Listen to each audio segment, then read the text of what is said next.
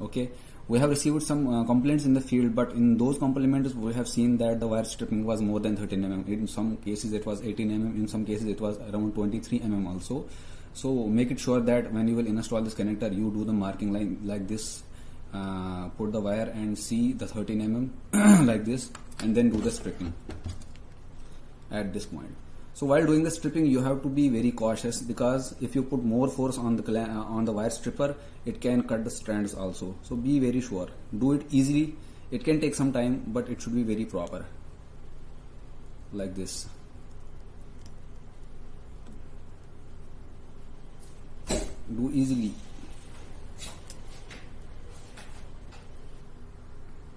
So in this way, you have to put some little force, and then it can get easily removed. Okay.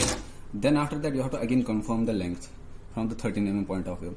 So it is 13 mm. Here you can see. So approximately it is 13 mm. Now after that, for inserting the wire, you have to lift this clamp like this, and then you have to put the wire. Insert the wire in this. So when you will see that the wire strand like this is a very heavy cross section wire.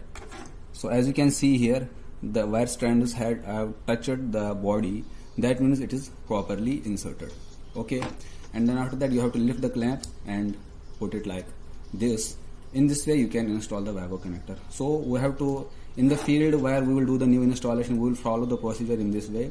But in those vehicles where we have done, we have to reconfirm if the wire stripping is 13 mm, because if the wire stripping is more than 13 mm, then we will not get the correct reason of the failure of this connector. It can get failed but due to different reasons also, but whatever we have received information as from WAGO, they are telling that till the time the failure may be due to only this thing, the wire stripping is not proper. So we will follow this in the field. Thank you very much.